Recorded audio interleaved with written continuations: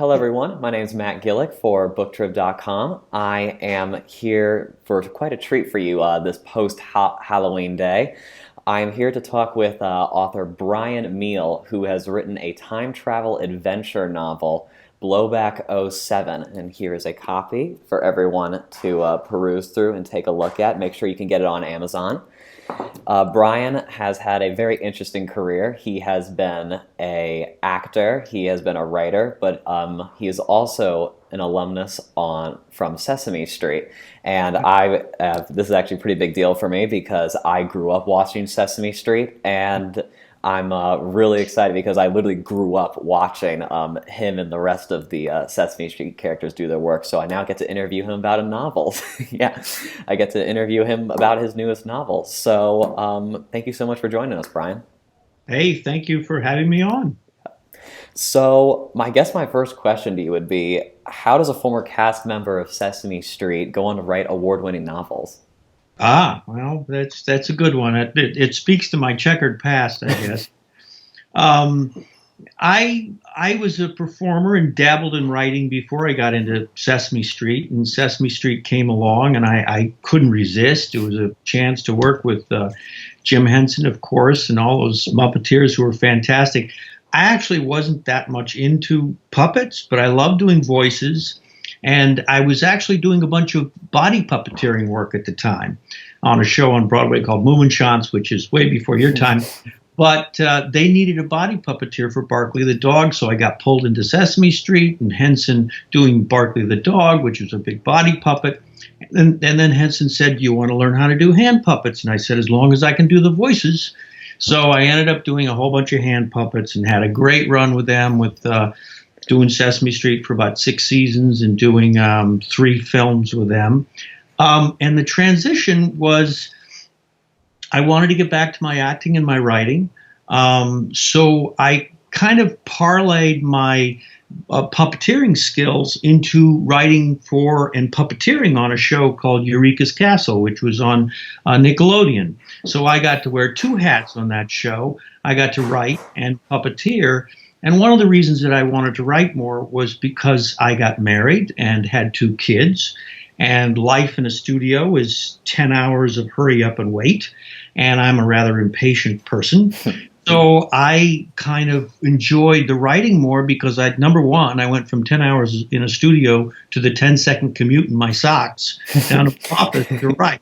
And I could be home with my kids, my growing kids and family. So writing ended up, as I got a little older, writing ended up being a better fit. And then, of course, I also wrote for a bunch of television shows for about 10 years, Magic School Bus and Between the Lions and things like that. So that was kind of the nut of the transition from having my hand in a dolly, as the British call them, to picking up the pen.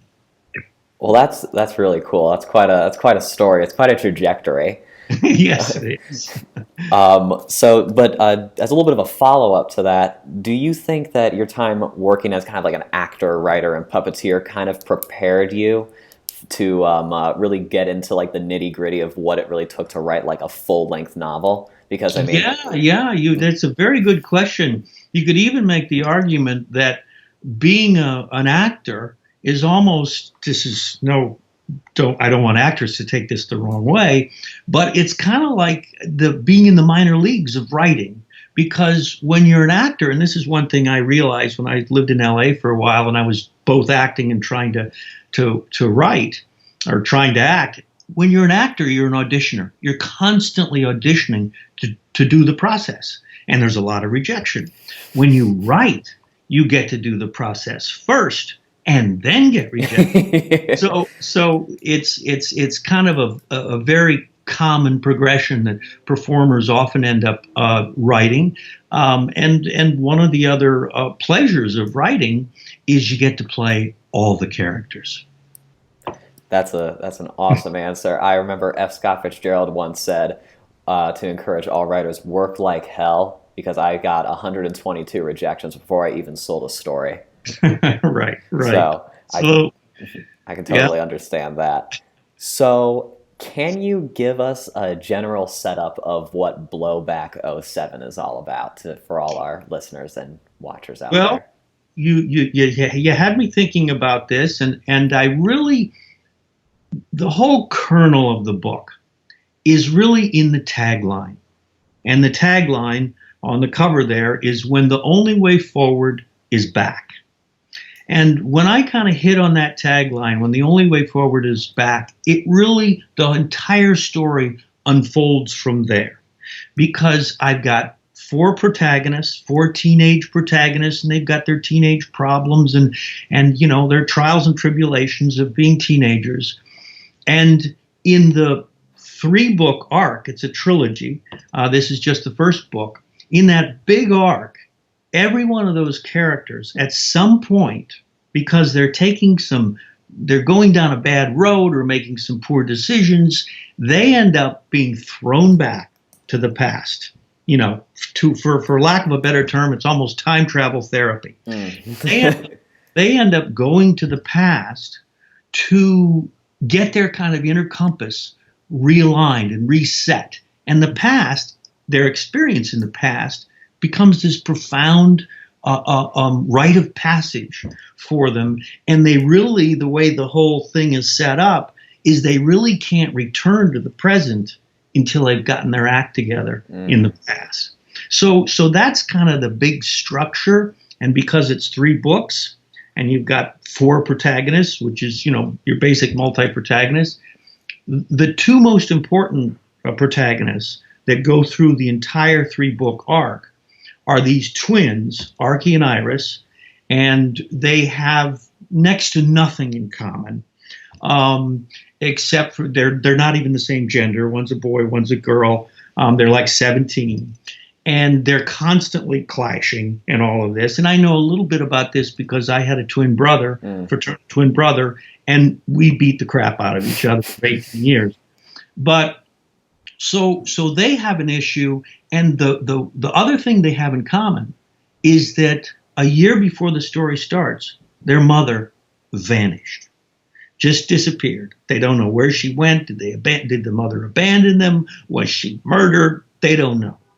And the event that kind of sets the story in motion and the whole trilogy in motion is the mother has left Iris this very strange ancient musical instrument called an English horn. It's a large oboe. I like to call it a cor anglais, which is the older word for it.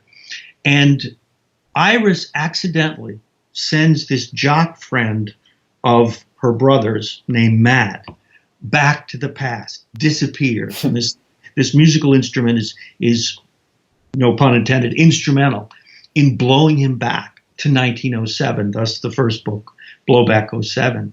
And she realizes two things that start the whole trilogy. She realizes this instrument not only has these powers that she didn't know about, but she also realizes, so they have to get Matt back. The first book is all about trying to figure out what's going on and getting Matt back. But she also realizes this is what happened to their mother. Their mother is lost in the past and trapped there, and they have to figure out how to get her back from the past. And that's the three-book story, whereas the first book story is what happens to Matt when he goes back to 1907.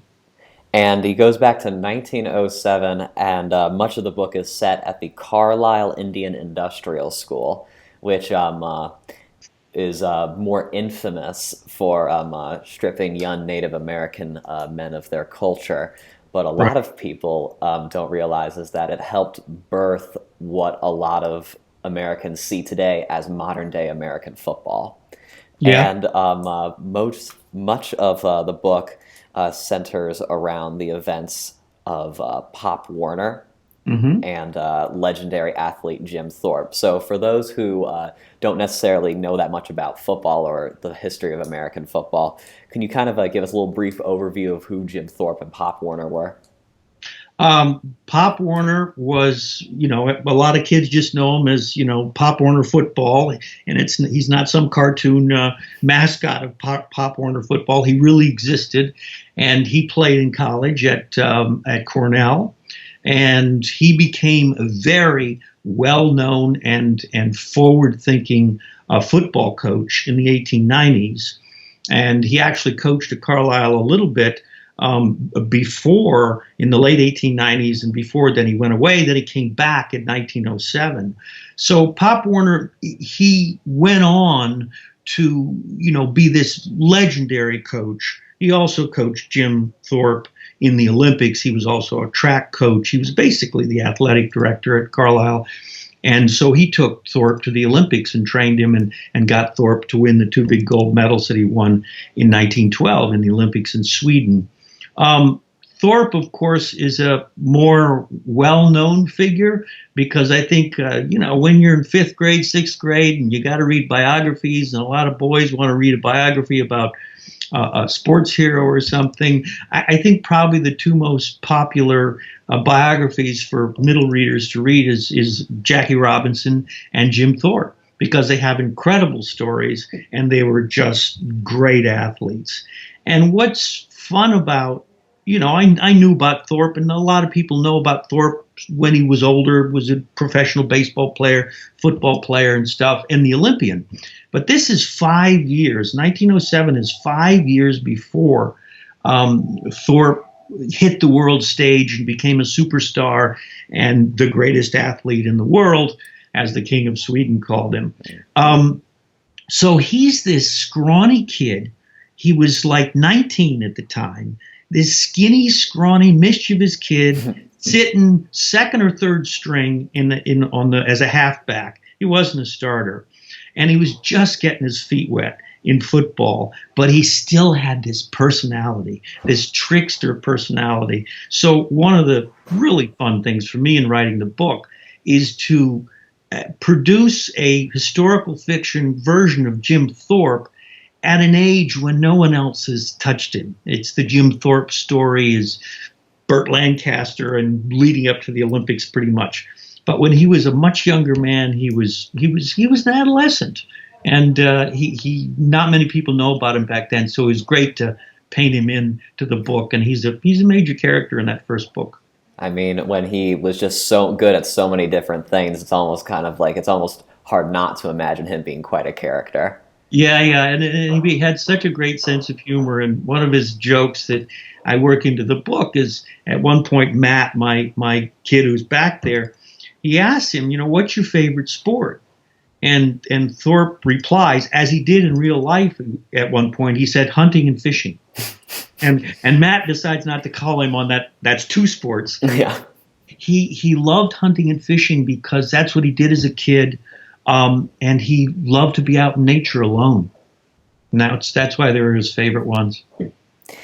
Jim Thorpe. Jim Thorpe's also a personal hero of mine because I remember being in 5th grade, watching it, just reading this biography. I was like, wait, he literally did everything. like he was fantastic at everything that he did. And then I saw a documentary that he was one of the best ballroom dancers, in the nation. That surprised me to hear that. I was like, wow, that's pretty cool. I was like, I can't even dance. I can let alone play baseball. He could do both. My goodness.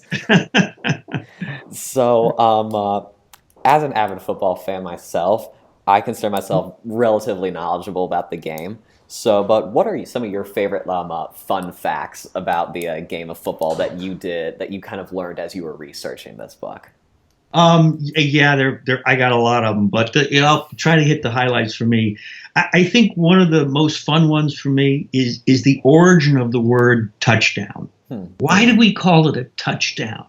And I never even asked, never even thought about it. It's a TD, it's a touchdown. Yeah, right.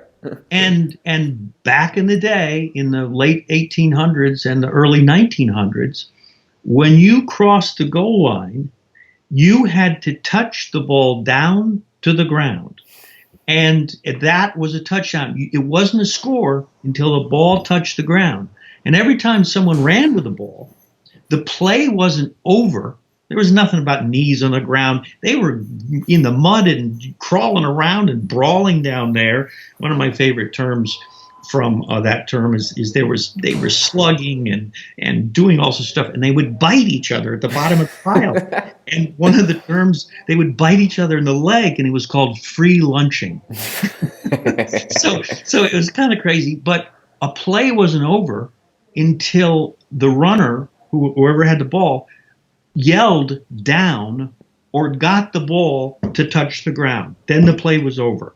And these scrums, and that kind of comes a little bit from rugby, these scrums could go on for quite some time. So the whole origin of the term touchdown is pretty cool. And I guess my other one is just the fact that I never even thought about the forward pass ever being not a part of football. But for the first 35 years of football, the forward pass was illegal. And it wasn't until 1906 that it first became legal, and you could throw the ball in a forward motion. You could still lateral it backwards and do a shovel pass and all of that. So that was amazing, and there's a whole nother story about why the forward pass was allowed to become legal, and it wasn't welcome at first at all. Which kind of adds a couple other neat facts. The reason the forward pass became legal was they were trying to open up the game. It was so violent. It was so fatal. It was killing too many young men. And they were trying to open up the game and make it safer. So the forward pass was one of the things they did to make it safer. And some of the traditionalists hated the idea of the forward pass because, I'm going to grab my football. This is a rugby style football, and this is the style of football that was used in football from about the 1870 to until 1934. Wow! Mind if you hold it up? Mind if you hold it up a little bit? There we go. There we go.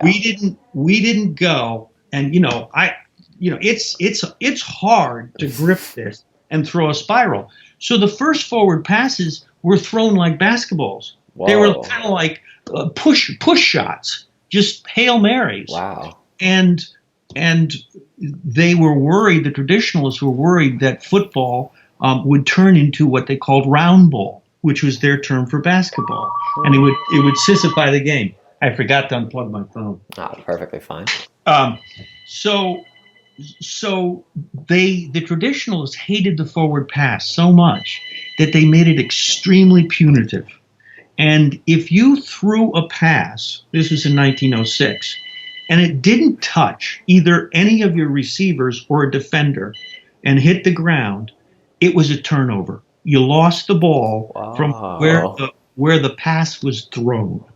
If you threw the ball out of bounds, turnover. So it was definitely it was risk. It was always risky to. It was a high risk freak play, and Pop Warner, the first year, he called the forward pass the bastard. The traditionalists didn't like it, and ironically, in 1907, in the next year, where my story takes place, they backed off a little bit, and if you threw an incomplete pass that didn't touch anybody, it was a 15-yard penalty from where the ball was thrown. So today, of course, it's just a down. But I guess the other fun little fact I got to leave you with is the first helmet. Okay, the first helmet, head protection for people. Now, I have an old helmet. I'm going to look goofy. Oh, beautiful.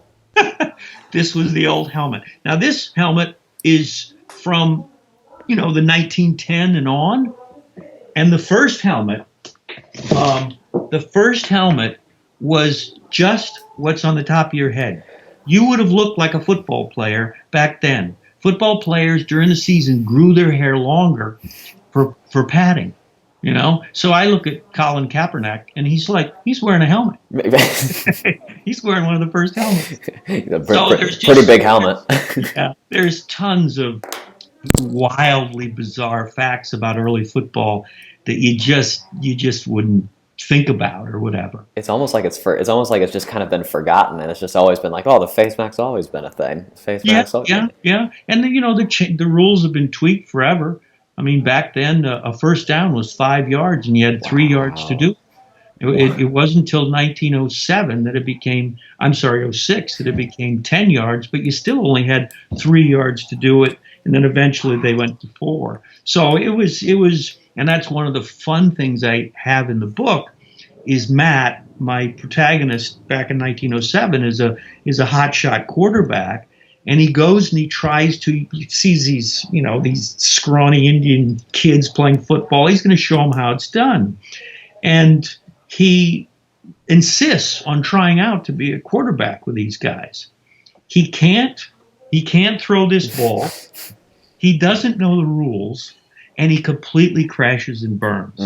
So the first thing that happens to him is he's told, you don't know anything about this game. You're demoted to the line. Wow. And that's where he has to start out, and he has to relearn the game from literally the ground up. And it's part of his whole kind of what he goes through back then. Because as a writer, what you do is you send a character into a situation, and you beat the crap out of them.